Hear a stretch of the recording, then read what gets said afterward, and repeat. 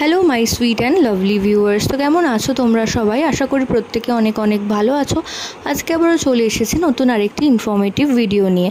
তো আজকের ভিডিওতে আমরা কথা বলবো, যদি এই ধরনের সিমটম, এই তিনটে সিমটম তোমরা কোনো গর্ভবতীর শরীরে লক্ষ্য করো, তাহলে তোমরা কনফার্ম হয়ে যেতে পারো যে গর্ভের আগত সন্তানটি অবশ্যই ফুটফুটে একটি পুত্র সন্তান আসতে চলেছে।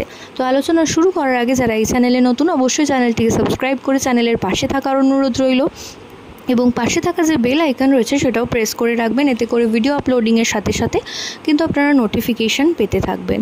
তো প্রাথমিকভাবে যদি দেখেন কোনো গর্ভবতী নারীর পেটের আকৃতি কিছুটা ঝুঁকে রয়েছে, অর্থাৎ তলপেটের দিকে ভার বেশি রয়েছে, তো সেই ক্ষেত্রে মনে করা হয় যে গর্ভের আগত সন্তানটি একটি পুত্র সন্তান আসতে চলেছে। এছাড়াও যদি দেখেন কোনো গর্ভবতী মায়ের পরবর্তী ক্ষেত্রে অর্থাৎ থার্ড ট্রাইমেস্টারে গিয়ে ভীষণ পরিমাণে বাজে দেখতে হয়ে গেছে এবং গায়ের রং ভীষণ পরিমাণে চেপে গেছে এবং শ্যামলা বর্ণ, ফর্সা উজ্জ্বল বর্ণ থেকে দিনে দিনে মায়ের চেহারার পরিবর্তন হয়েছে এবং বিশ্রী দেখতে হয়ে যাচ্ছে মা, তো সেক্ষেত্রে ধারণা করা হয় যে গর্ভের আগত সন্তানটি একটি ফুটফুটে পুত্র সন্তান আসতে চলেছে।